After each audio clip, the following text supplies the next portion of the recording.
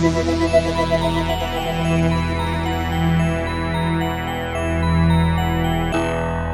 to Vintage Burn. This is Kev. Marco. And Douglas. And tonight we're doing a special bonus episode. We're doing our Opinionated Pit. We are talking about metal records from 1983. Marco, I will let you kick this off. Yeah, so 1983, to me, probably the greatest year so far that we've done. We started with 1980, and this was definitely the hardest to pin down, like 3 records. And the format, as usual, is we all pick 3, and we have our kind of decided number 1 already set up. And I want Douglas to kick it off this week. All right. In no particular order, I have chosen 1983 Slayer's debut album, Show No Fucking Mercy, which, my lord, what a banger. I mean, anybody who's into metal and hasn't heard this, I would be shocked. But so ringing in at 35 minutes and 2 seconds. Dude, just an all-around banger. Agreed. A couple of fun facts. I had no idea that Gene Hoglan did the Evil on the Evil Has No Boundaries. I guess like he saw him playing in California. It was like I think back then Tom and Jeff were doing it and just didn't sound evil enough, so they kind of had like a group vocal and then they all decided to join in when they when they do it live. But I thought that was kind of a cool little fun fact. Yeah. Good. Yeah, and also, just so you know, Gene Hoglan is actually the one who taught Dave Lombardo proper double bass. Really? Oh, didn't know that. Yeah. Wow, fun fact. Yeah. She's also one of Doug's favorite celebrities to me. I'm still torn. I still don't know how to feel, but yeah. So that's my number. Like I said, this is probably my number 1 pick. I went with it because I was so excited about it. But another little fun fact: I didn't realize I got the money from Tom was a respiratory therapist at the time, and so they basically took any money they could scrounge up from him working, and then borrowed money from Kerry King's dad to kind of go on to get the album like together and shit. And they went on a tour. Brian Slagle basically sent them out, no manager, no representation, made them fend for themselves pretty much. But all around, just a banger. I mean, like I said, doesn't really need to be talked about too much just because those who know it love it. And if you don't love it... But, I just want to name a couple standout tracks that don't get talked about too much. Actually, just one, Cryonics. I love that song. Yeah. It's one of my favorite Slayer songs that they will never play live. I did have the fortunate, they did play Fight Till Death once when I saw them, which was pretty cool. I never expected that one, so you never know, I guess.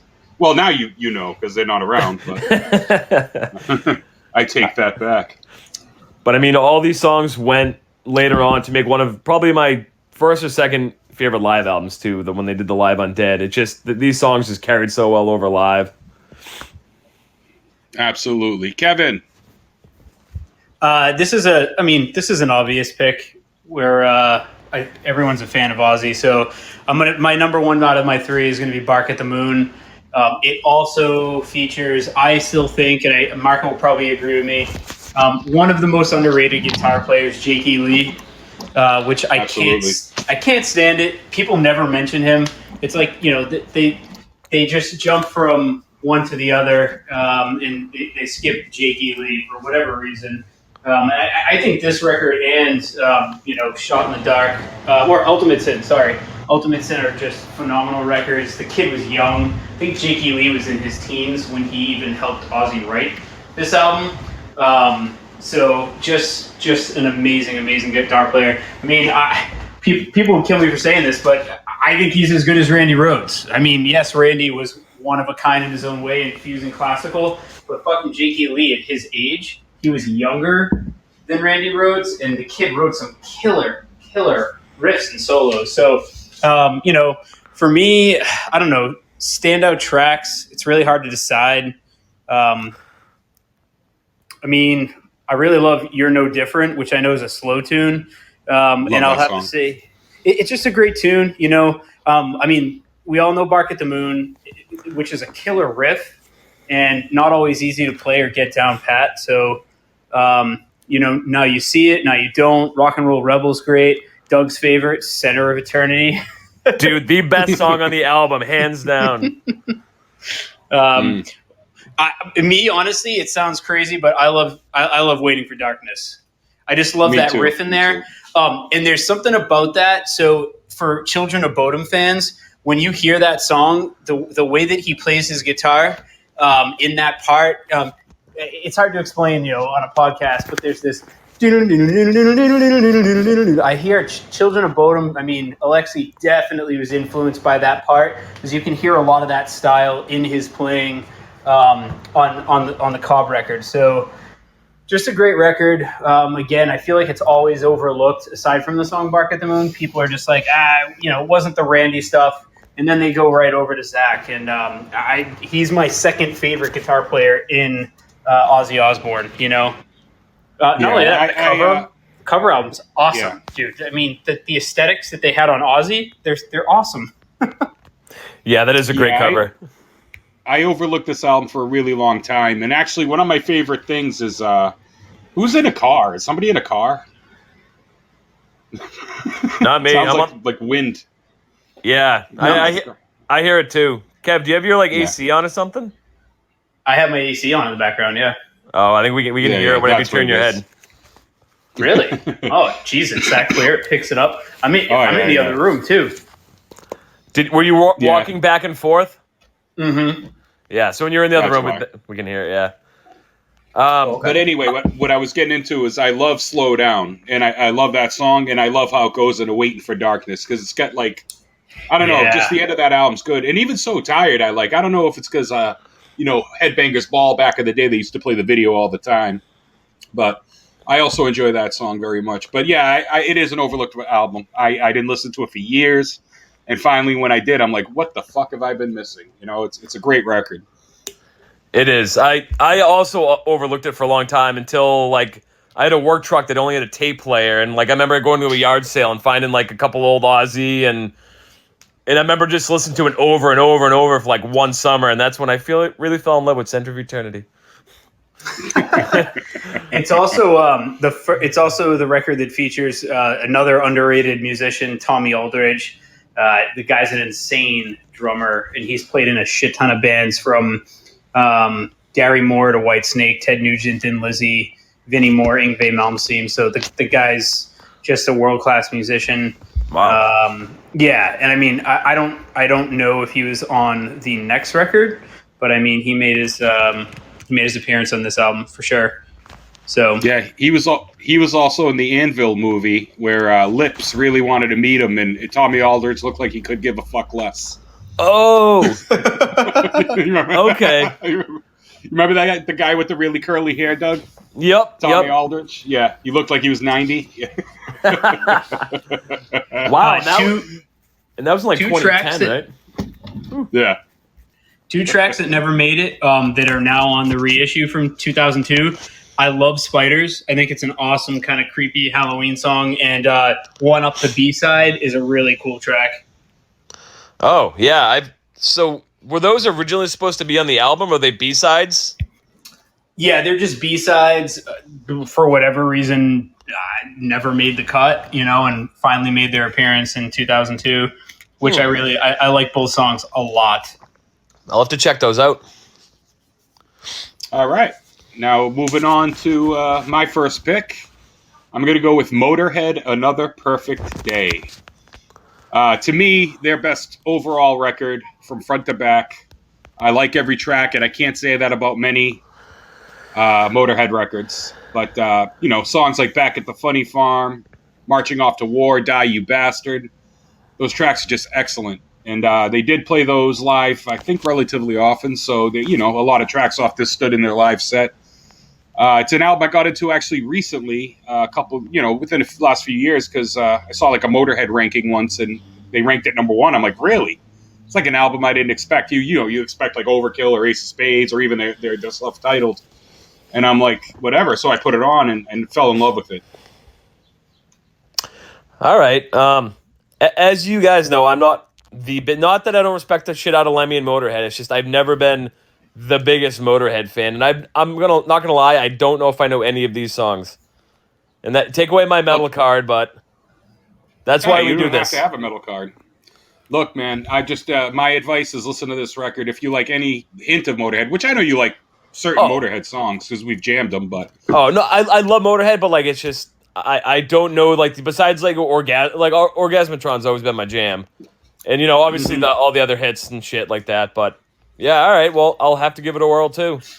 Yeah, I'm the same. I've got a bunch of the records. I think up until the mid to late '80s.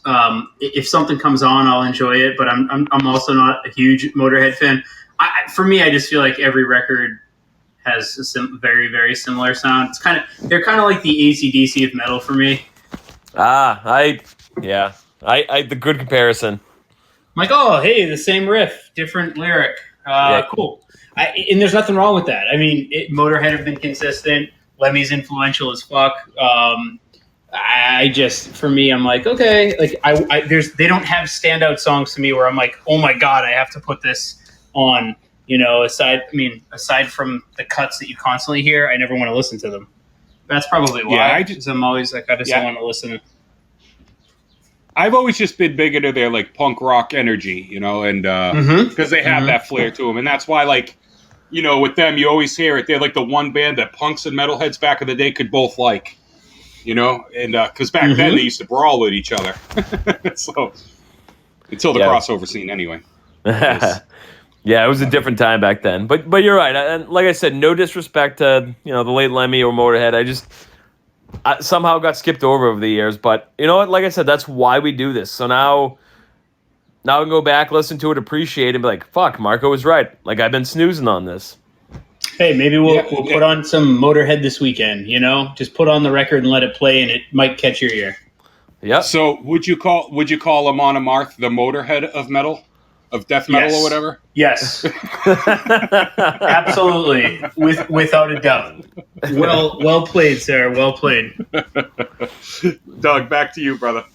All right. So my second one, I decided on Satan, Court in the Act, which, I don't know. Satan, I think they only had like 2 albums and maybe 1 AP in the 80s, and they kind of dropped off the face of the earth. I know they had a million lineup changes and everything else, but so recently, I don't know if they don't have this one on Spotify, Marco. I don't know if they have it on iTunes, Kev, but they re-released it's called Early Ritual back in 2020, and it has like about half the songs from the earlier albums I thought was cool, but a couple like Break Free, fucking just great energy. Trial by Fire, awesome. Ritual, just this very Maiden-esque instrumental, They're considered kind of proto-thrash, or proto-thrash/speed that was kind of like a little bit advanced for like the 80s, even with, at least up until 1983, but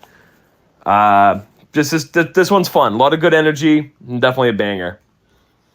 Yeah, I had to listen to it. I mean, I've heard it before, just not in a long time. And I've always liked this record, but I had to listen to it on YouTube. And I love Broken Treaties is a really good song. I don't know if you know that one, but yes, yep, that was actually it's killer. Next. The only thing I found odd was they put like back-to-back instrumentals. Granted, like one of them's only 57 seconds, but I just found that odd that it was like back-to-back. It was just weird. Yeah. But aside from that, I love the album, love the record. I texted you yesterday saying, man, I forgot how good this album is. And yeah, really good record, man. If I had to rank it in like new wave of British heavy metal albums, it'd probably be in my top, not counting Iron Maiden, it'll probably be in my top like 3 records. Yeah, agreed. Along with Angel Witch, self-titled, and maybe Saxon, the Denim and Leather one that we listened to. Yep, and then honestly, 1981 and whatnot. Because we did 1982, dude, Witch Final General, that's been in my rotation ever since, man. Yeah, I've listened to it a couple times. It's a grower, dude. It's a grower, not a shower. Kev, did you have a chance to listen to Satan Court in the Act? You've for years tried to show me this record, and no, I have not. Again, another record I would have to sit with you and listen to it. All right, it's definitely worth the whirl. It's it's Iron Maiden-ish. It's Judas Priest-ish. It's got a little more speed, a little more like energy. I don't know. I think you might actually like it. I'm gonna sit you down one night, maybe strap you to a chair, throw you in the sex swing, and make you listen to it. See, my thing is if I haven't heard an album or I haven't heard it in a long time, that's why I ask you guys in advance for your picks.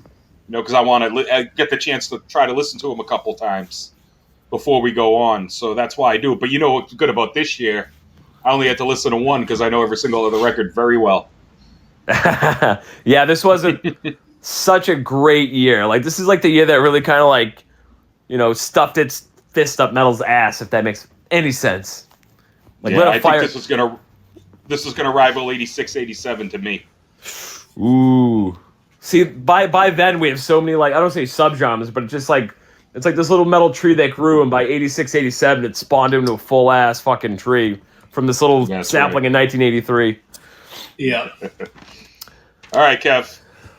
All right, so leading up to this record, just to give you guys some insight, for those of you who may not know, I went on a Black Sabbath binge and I watched the whole history of Black Sabbath not too long ago on YouTube. It was like hours of my life that I'll never get back, and I don't care. It was worth every second of it, going into a black hole of Black Sabbath. So basically, Sabbath picked up Dio. We all know about Heaven and Hell. We all know about Mob Rules, two amazing records that nobody thought would come to fruition after Ozzy Osbourne was kicked out of the band in the late 70s. They did these two records. They started working on a live record called Live Evil, and the band was having some turmoil with Dio in it. Whatever, it was a mixing thing. It was honestly, I think it was really just about ego. It was the ego on Sabbath's side, ego on Dio's side, probably more on Dio's side. And he started to put together his own solo record while he was actually doing the Live Evil record with Sabbath. So I think he was playing the Sabbath guys, realized that he was pretty fucking talented, and was like, I'm going to do my own thing. So I think he was kind of double-crossing Sabbath. That's just my opinion. And put together a killer band, even scooped up the drummer, obviously Vinny Appice, who was in Sabbath at the time, and picked up two other key members. I'm trying to think. Hold on, give me a second. I got to look at this. Jimmy Bain from Rainbow, and Vivian Campbell, who is a very, very young teenage guitar player, virtuoso from England, I believe, that made his way over to the U.S. And he just put together a supergroup and called it Dio, and we obviously have his first solo record, Holy Diver. I mean, what more can you say? Make sure those tiger stripes are clean. Amazing, amazing record all around. One track I never thought I'd say that I love wholeheartedly, Rainbow in the Dark. I mean, crazy lyrics, crazy, fantasy lyrics, but what a song, right? I didn't know a dude could use the word rainbow so much and make it sound badass. Seriously. I mean, the whole record, Stand Up and Shout, Holy Diver, Gypsy, Caught in the Middle, Don't Talk to Strangers, Straight Through My Heart, Invisible, Rainbow in the Dark, Shame on the Night. Just the entire first record of Dio is killer. And honestly, I don't know about you guys, there's a little bit of, he carried a little bit of that Sabbath sound that he had with those guys into his own record. Yeah, you know what, though? I think he brought his style more into Sabbath and continued it, in my opinion. Because Sabbath totally changed their style when Dio joined the band. Completely different. Yeah, but he wasn't a guitar player. He wasn't a songwriter. Like, I don't think he, I could be wrong. No, but he wrote all the lyrics, and I think he guided them in a way. I think he helped them in a way, because I mean, even after he left, it was a bit different too. Yeah, you know what, man? You're right. Melody-wise, he probably steered the melody, which helped Tony kind of steer some of his guitar parts. So I would agree with that. Yeah, and plus you have to adjust your style to his singing style, because Ozzy was different. Ozzy would just kind of follow the groove, and Dio could just kind of do his own thing because he was just a really good singer, man. I mean, maybe the best in metal or whatnot. Yeah, great. I mean, even the artwork, amazing artwork. I love it. You've got, I forget the name. Is it, what's the name of his mascot that he has? He's got his Dio mascot. I know he's got a name. Give me a second. For him. I'll get it for you. Yeah, I didn't know he had a name. Yeah, I was They gonna all say got so. names. Yeah, Black Sabbath has Henry, the little demon with the star, the naked demon with the star. That's Henry. I mean, we all know Vic Rattlehead. We all know Eddie. You know, but Dio's guy is Murray. Dio's demon Murray. is Murray. There you go. It's For those of you that Murray, didn't know. Murray, or Murray. I don't know how if you want to pronounce it, but Murray. That's weird. That's kind of a weird, We'll like. go Murray. I don't know why he has two first names in a row, but it's okay. So, going back to the album cover for a second, I guess, I don't know if Marco, you might have probably still been too young, but I remember hearing from all the old timers that like this super blasphemous and very purposely blasphemous album, like being sold in Walmart, in Kmart, and it just being like this, like, what, like kids going in that, like, you know, we're kind of into like the new wave of British heavy metal and shit going in to pick up Dio, and it's like, what the fuck? Like, why is this here? Like, it was so out of place, but I wish there was, I'm sure if we looked hard enough, there'd be some, like, pictures somewhere. At least I hope they... Yeah, it's funny, too, because I got a quick little story. It's actually based off his next album, which will probably be on my list in 84 or whatever it comes out. But when I was a kid, I had both those and Last in Line on cassette. And I remember these, like, priests in training used to live upstairs from me. So I would sit there, like, at 7 years old or 8 years old, whatever I was, and I'd have, you know, Dio on the headphones. So the guy came out, one of them came out, it's like, what are you listening to? And I said, like, Dio. He gave me the most, like, disgusted look. And he's like, oh, you shouldn't listen to that. And then that's when I grew my hatred for organized religion right there. So, Fuck but now I continued to listen to Dio. I love that record, man. Somebody You're fapping? listening to the devil's music, kid. The devil's music.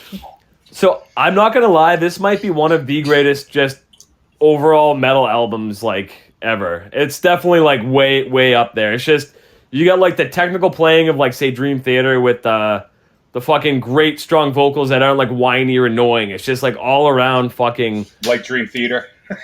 Yeah, but more listenable. And plus, Dio just, like, spits wisdom at you for, like, an hour straight, dude. Like, don't talk to strangers.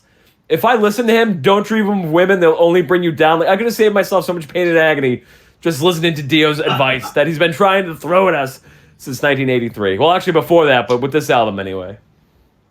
Yeah, it's an absolute masterpiece. You know, I think his first two, I think this one and The Last in Line, just fucking masterpieces. And, yeah, I got nothing else to add, man. It's fucking great record. Man, Yeah. you guys missed. I don't know his last couple of records. I don't think we're going to get into the 2000s on this, so I'm going to just say it now. For fans who have stopped listening to Dio, you missed out on Killing the Dragon and Master of the Moon. I think those are two highly underrated records that need to be listened to right now.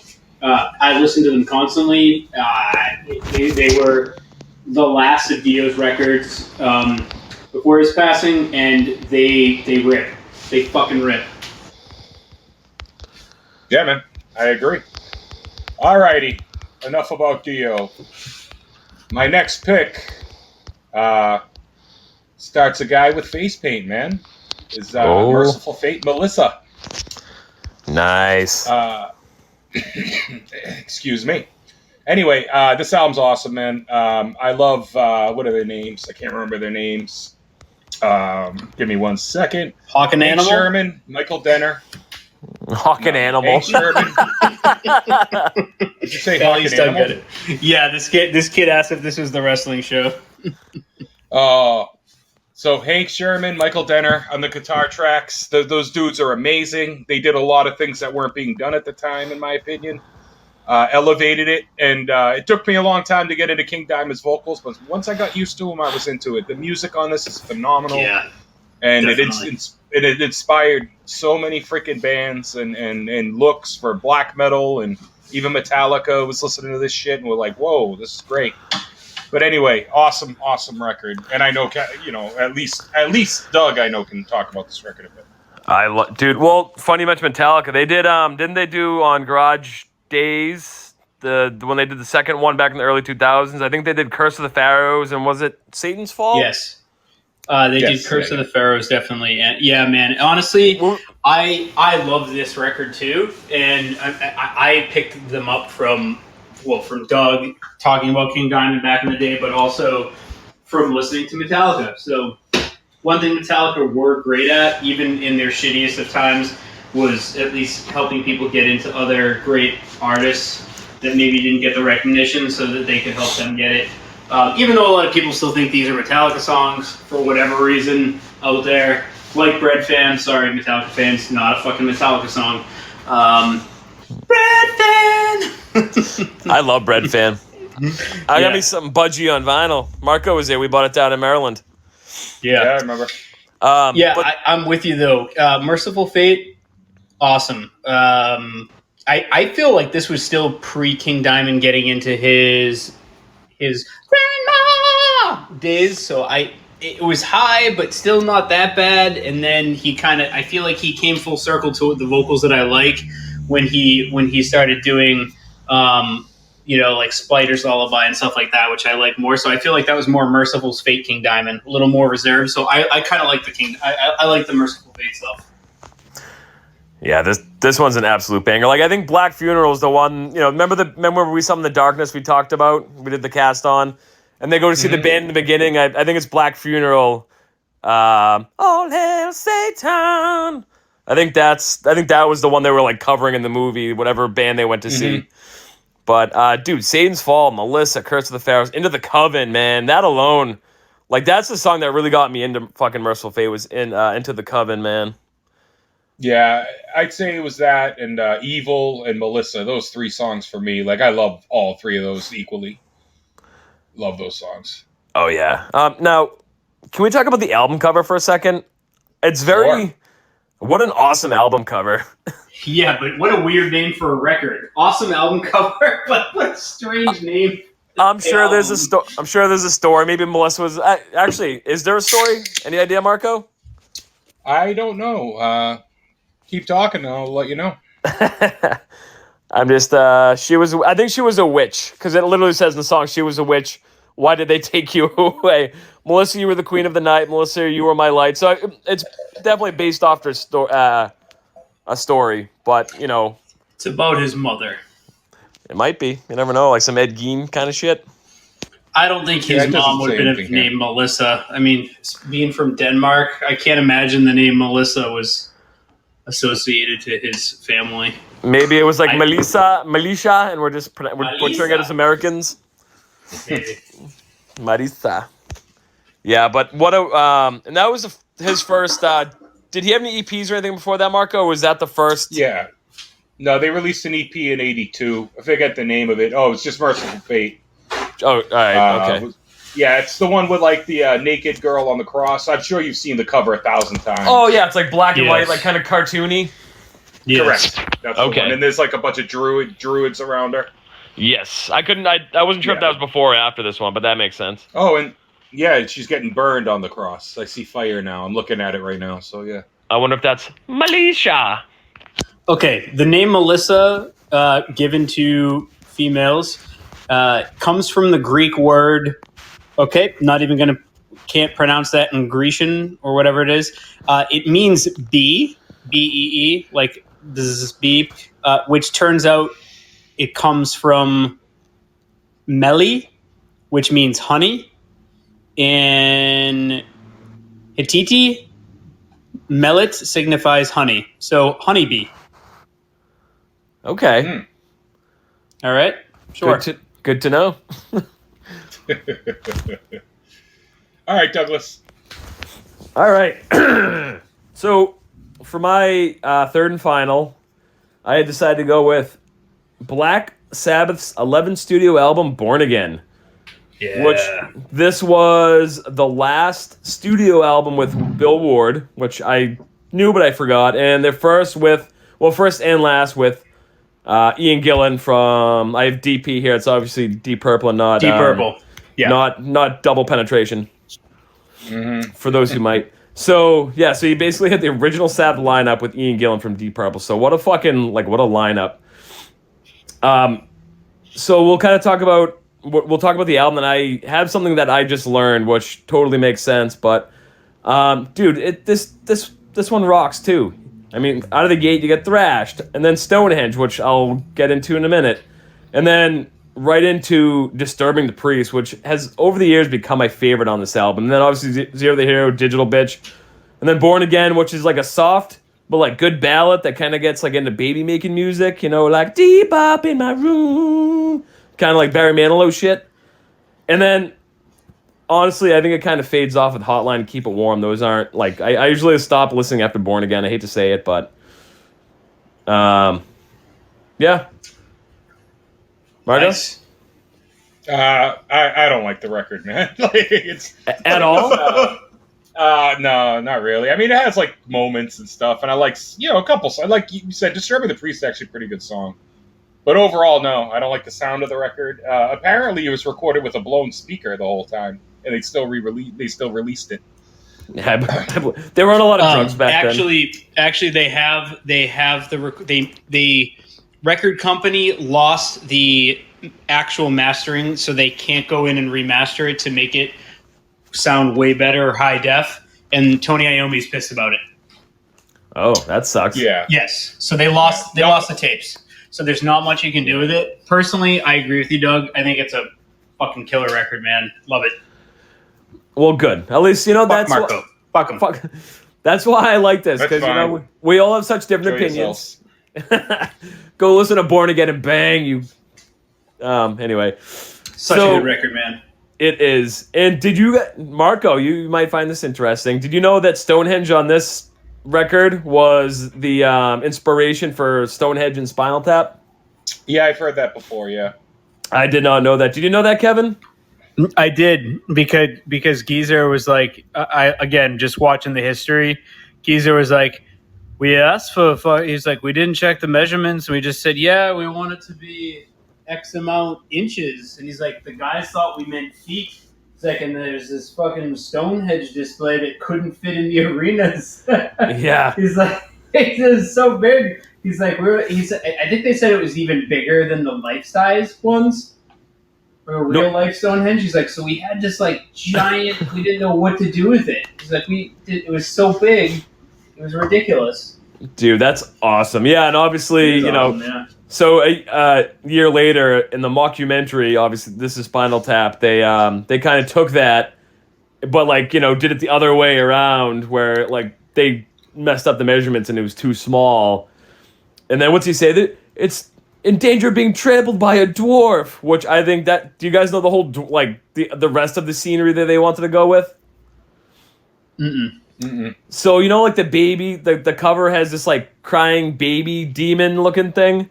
Yeah. So they wanted to, they saw, I guess when they were on tour, they saw a dwarf. I don't know if you can even say that word now, but they saw a dwarf. And they wanted to dress him up as a dwarf, a whimsical kind of dwarf, and run on top of the Stonehenge, which I guess they did for a few shows. He jumps off the edge of the Stonehenge on a pile of mattresses 20, 30 feet down or something. And then they had a baby crying on the PA, and then fades out, and then he runs across on the fucking Stonehenge. Woo! I have to shit. Yeah, I need to see this to believe it, but.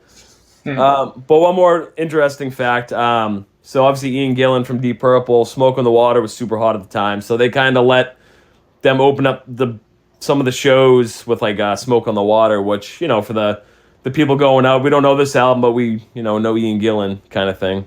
That's so funny, because that song's you're talking almost a decade already behind Deep Purple. So people are still oh, it's that guy. Okay. Cool. Yeah, but no, people are still all about it. Obviously, do you guys know the Smoke on the Water backstory?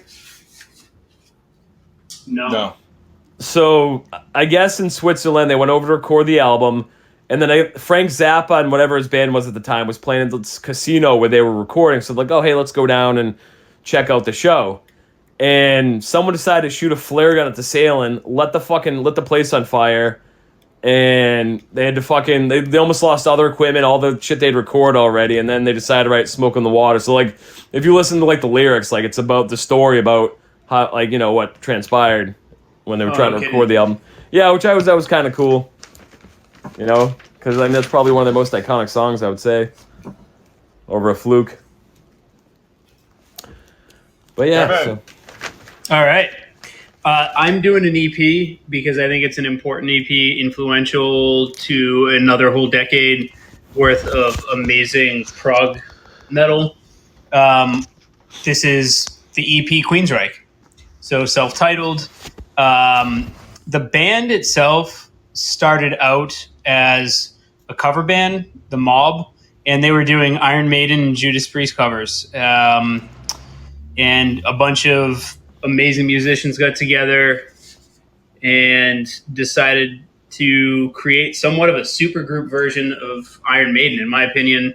Especially, you can hear the influence on this record. Priest too. And these guys just crushed it. They were proggier, heavier, better musicians, and you could see the direction that Queensryche was taking Iron Maiden's influence and Judas Priest's influence, and we got Queensryche. Great entry for them. I think this is, I'm still new to this. I think it's underrated. I think Jeff Tate just crushes his vocals on this record, or on this EP.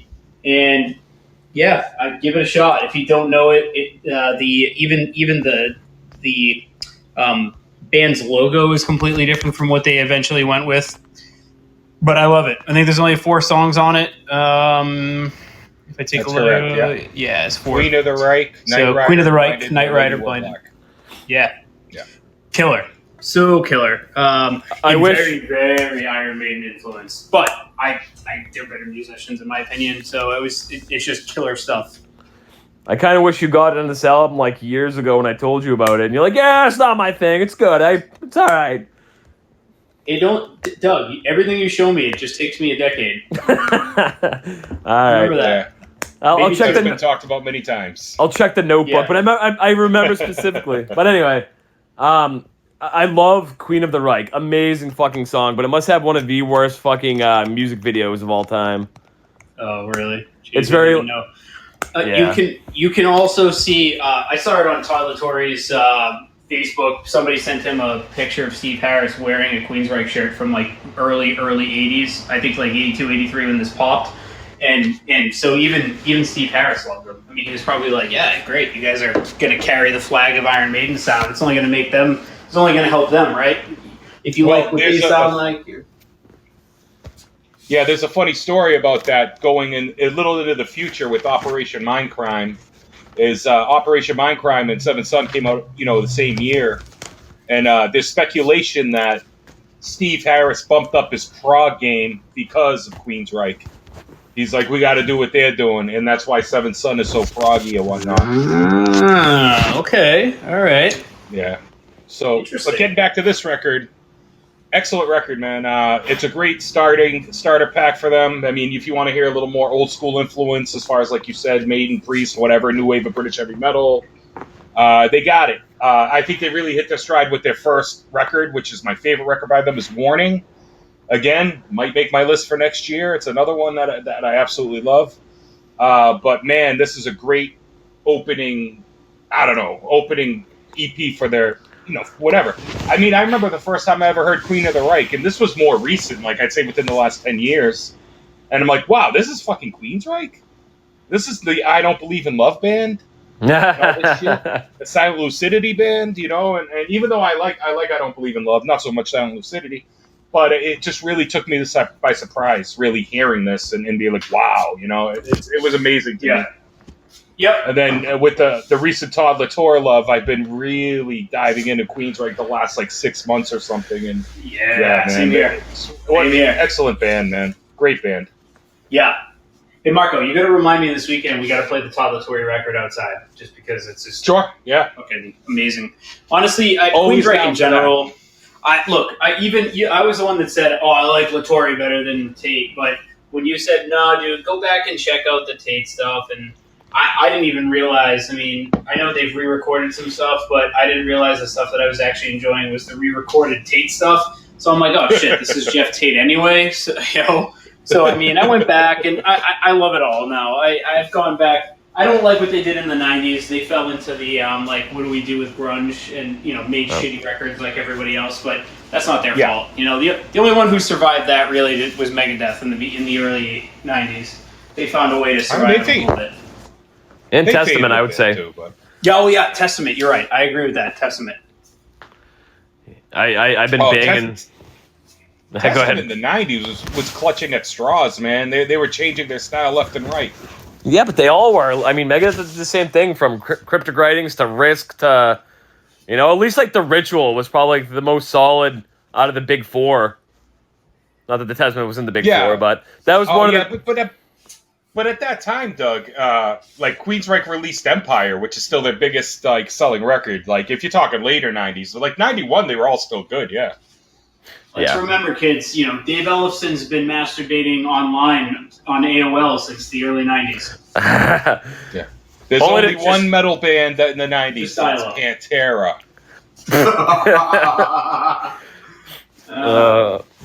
That's when all anybody cared about. That's when death metal really took over. Everyone either went Pantera or Obituary, and it was just like this split. Kind of went like went death metal or like southern rock, like Black Label and Pantera. Yeah. Yeah. So, all right. So, go ahead, Kevin. No. We're gonna say anything. Okay. So, getting into the last two, I'll do the first one is my pick and then the overall pick. But these next two albums, I will say, are the first albums I ever owned by these two bands, and man, I think they're the ones who set my path. And first one being Iron Maiden, 1983's "Peace of Mind." Couldn't leave this album out. Nobody picked it originally because you know what it is. I expected you guys to pick it, one of you, and when you guys went with different stuff, I'm like, shit, I got to drop my my other pick because I expected you guys to go with it. One of you. I figured you were going to go with it. Yeah, this album has to be on the list. So I put it on there. I mean, shit, dude, it's got one of the most iconic fucking Iron Maiden songs ever with the Trooper, and some of my other favorites, obviously, like "Die with Your Boots On." I love, except for the repeat chorus, that shit gets on my nerves. But overall, I love that song. "Still Life," "Sun and Steel," to name a few. It's got Kevin's favorite song, "Quest for Fire," and I love "Quest for Fire." Or "To Tame a Land," as Kevin always says. Should fucking save us all, Jesus. I love "Quest for Fire," man. No joke. But go on, Doug. What do you think of the record? You go first. I do. I adore this record, dude. "Flight of Icarus" alone, man. I remember early on, that was one of like the earlier Maiden songs I heard, like other than like "Trooper" and "Hallowed Be Thy Name" and stuff, and that just drew me in. And then to this album too, like you said, not "Quest for Fire." You guys don't like that one, but "Still Life," dude, "Stun and Steel," and "Tame a Land."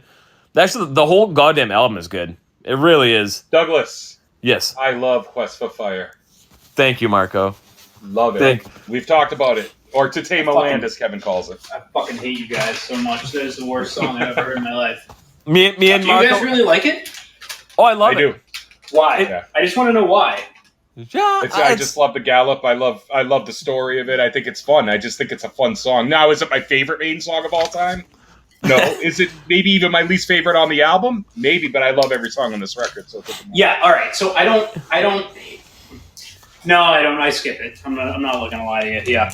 Is it? Yeah, it's fine. Even though it's horribly. For it again. It's terrible. Skip for it again.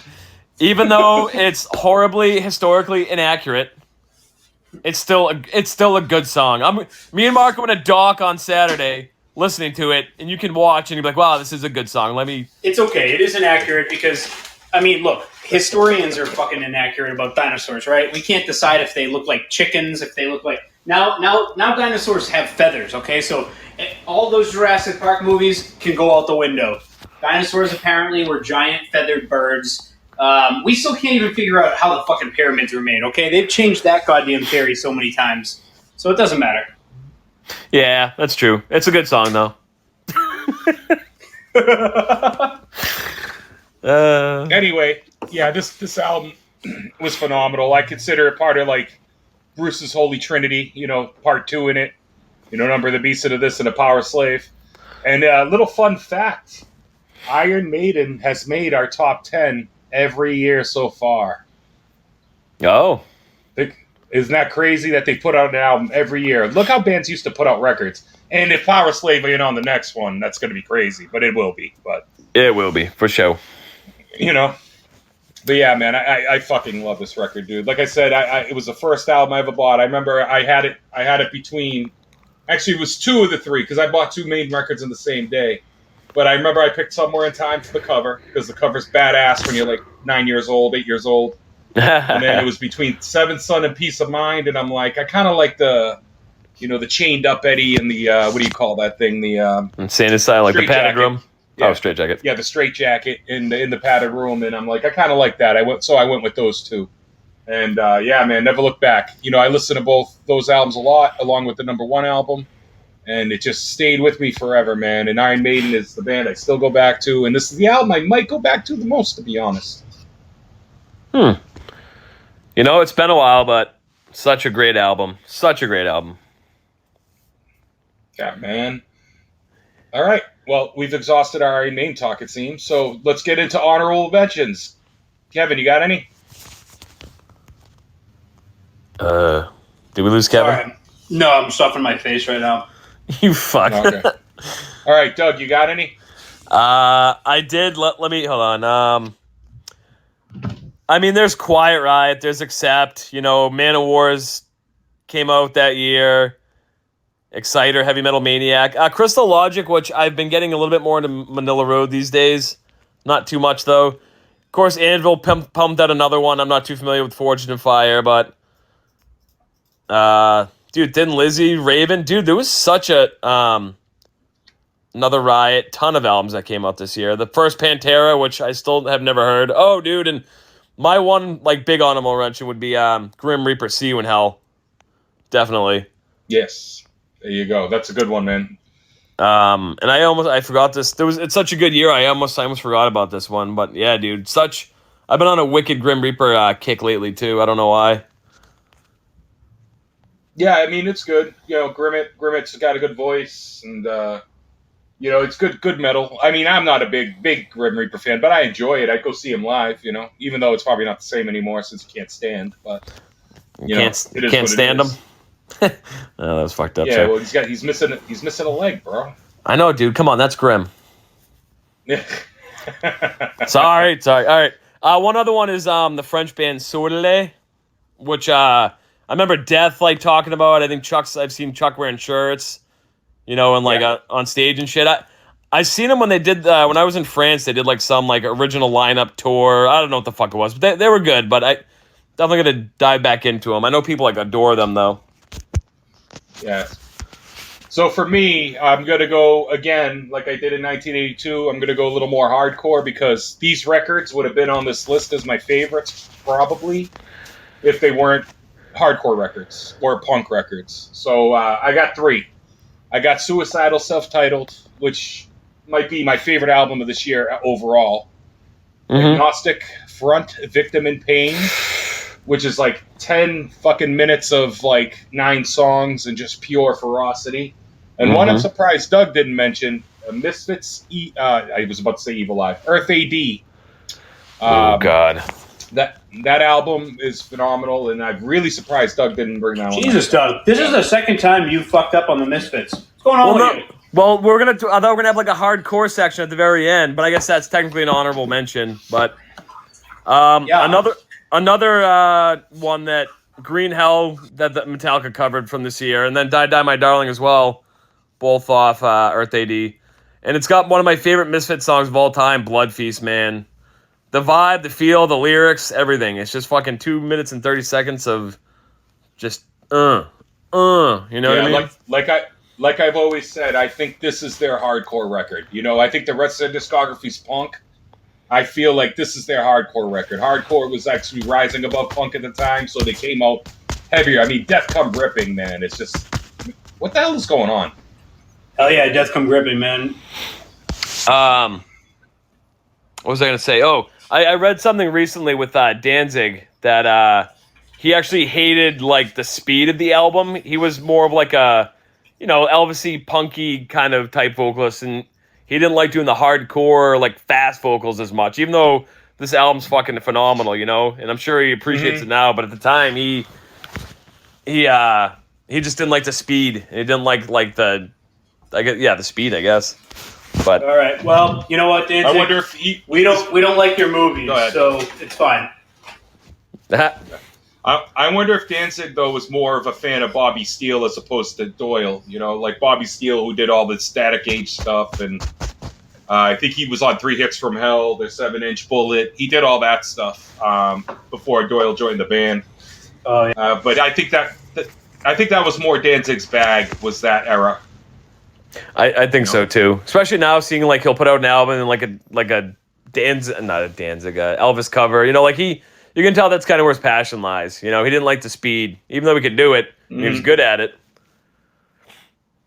Yeah, it shows you. How about you, Kevin? You got any honorables, or did Doug mention them all in his 20? No, I got one, man, that I know nobody's gonna like, and I don't give a fuck. It's gonna be fine. Journey Frontiers, and honestly, it. I mean, most of the songs on there, the ballads are ridiculously amazing.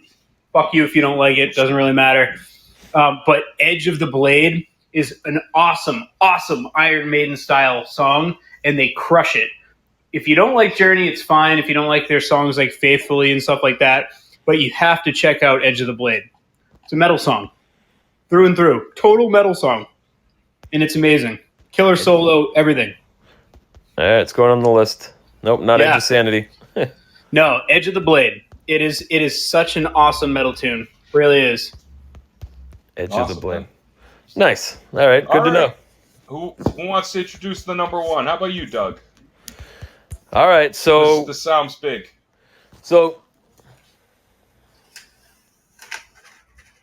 No Life Till Pleather? Are you all right? Did he just have a heart attack? Off? He might have had a heart attack. Oh my god, I started playing the music by mistake. I thought you were playing I thought you were playing the fucking song, Kevin. I'm like, all right, well, this is a weird time to play music on the fucking podcast. No, you just like went silent. Doug, that is a really good opening riff, though. Woo. You need to stop masturbating while also trying to podcast. Oh yeah. Whew. Okay, that was fucking weird. But anyway, all right. So yeah, 1983, the iconic in every way, shape, and form, Metallica, Kill 'Em All. Dude, just my lord, this was, as Marco said, was a total game changer. Thank you, Dave Mustaine. Yeah, absolutely. Yeah, he only wrote 4 of the songs, and not even my favorite ones. So go ahead. Only 4. Only 4. and not the best ones, in my opinion. But go ahead, Doug. Keep going. Yeah, no, I mean, as you know, I think it was released with the one track listing. The second pressing had Blitzkrieg and Am I Evil, which, for the longest time, like, people didn't know that those weren't Metallica songs. Like, I had a coworker who grew up in that era, and he was like, "No, dude, look, fucking, you want to make a bet? Like, Blitzkrieg, that's a Metallica song." I'm like, yeah, it's a Metallica song, but it's a cover song. He's like, "No, but it was on fucking Kill 'Em All." Like, just like Kevin was saying with, like, Bread Fan, like, there's a lot of songs that they covered and did well that, that they made better or they made the bands more famous. But, dude, just all around from front to back. Yeah, it's funny that you mentioned that, though, Doug, is when I went on the 70,000 Tons of Metal, I forget what year, but you know how they do the jam with, like, a bunch of the artists come up and jam, like, old school songs or whatnot? Yep. Yeah, so they had, in the program, it said, Metallica, Am I Evil? And the funny part is, after they obviously set up the program and everything, they you know how they get bands late, they got Diamond Head on there. So Diamond Head is the official writer of the song. And so it was funny, Jeff Waters is like, yeah, we know it says Metallica, Am I Evil? Because they stopped the song right before the fast part, and they're like, but we're going to bring on the band that really wrote it. And it was cool, so they actually got to play the second half. And I thought it was funny, though, because, like, a lot of people really think it's Metallica's song, like you said. And even Diamond Head, Diamond Head don't care. I've seen interviews with him where he's like, dude, you know what? Metallica made it popular, and a few people discovered us. Power to them. I guess Lars Ulrich went over and saw him in concert, like, in 1980 or something. And he ended up staying at Brian Tatler's house, from Diamond Head and sleeping on his floor for, like, 3 weeks. So no really shit. Good friends in real life. Yeah. So I think that's pretty cool. I mean, but overall, yeah, awesome record. Motor Breath is one of my favorite fucking songs. I love No Remorse. Metal Militia, Mustaine song. So I guess, all right, so in my top 3, you got one Mustaine song. I love those fucking 3 songs, man. And I don't know, maybe I just... Anesthesia. Described just heard too many Pulling times. teeth. Yeah, it's awesome. A good instrumental, yeah. Definitely Dude, motor. Fucking bass. I have never heard. I still to this day haven't heard a bass solo song. No, not like that anyway. My word. No. Nope. Yeah, just listen to Primus, and every fucking song's a bass solo song. That dude rips. But yeah, no, you're right, dude. Especially with that tone, Kevin. You know, like the tone. It sounded like very guitar-y. Did you know? You know, with the distortion he added. Yeah. Did you know that Les Claypool tried out for Metallica when he died? When Cliff Yes, died? I did. Yeah. Yep. I'm surprised he they. was too good, apparently. Yeah, I was gonna say they would have been plus, he probably would have friggin'. He probably wouldn't put up with the shit that Jason Newsted did. You know, as far as like just getting shunned and kind of shut down and tuned out. Yeah, I don't think that would have happened. I think Les Claypool did the right... Well, obviously it wasn't his choice, but I think he went his direction. And obviously he's huge, too, in his own right. You know, Primus sells out fucking everything, too, so they kill it. But yeah, man, if you watch the Woodstock 94 performance of Primus, actually, he actually does Master of Puppets on bass. Like the guitar riff, but he does it on bass. It's sick. Oh, wow. Yeah, he's... Him, like, Flea and Cliff are probably, like, I don't know, some of the top basis in my opinion. I know there's a million great DiGiorgio, but anyway, I don't know why I even brought that up. Jaco Pastorius.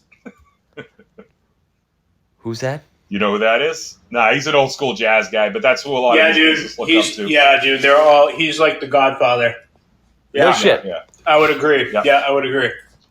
Yeah, that's all these dudes will literally tell you the best bass player in the world, Jaco Pastorius. I mean, he's dead now, I believe, but I've been wrong before. I've reported false deaths. No, he's dead. Too, so. And Robert Trujillo did a whole documentary. Trujillo. He did a documentary on Jaco's life. So no, you are not wrong. I used to actually listen to the band that he was in forever. God, I forget the name of them. They're jazz fusion band that doesn't have like vocals. It's pretty sick music, man. He was a sick bass player. Like fretless bass, just insanity. Total insanity. Anywho. Yeah. So, yeah, dude, Any more thoughts on the record? No, go ahead, Doug. Go ahead. I'm sorry.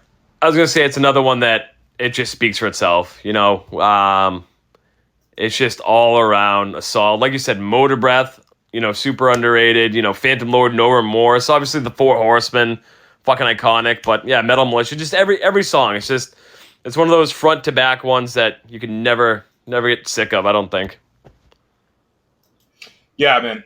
Phenomenal record. And again, it was one of the first records I ever bought as a kid and really set my path. And I like I said, Kill 'Em All, Peace of Mind, both this year, along with Ride the Lightning and Somewhere in Time by Iron Maiden. Those 4 albums right there really set my path in metal. And, I loved Maiden when I was little. Metallica's probably the second band, but not too far behind. But Metallica's what led me in my ultimate love, which is like Sepultura, into Slayer, into death metal, into whatever. You know what I mean? So without these bands, I might still be a Bon Jovi fan. Who the fuck knows? So you took the reins, ran with it, and never looked back. All right, guys. Have a good night. This is Kev. Marco. And Dougala. Thanks for joining us. Right. Thank you, guys. Good night. Talk to you later.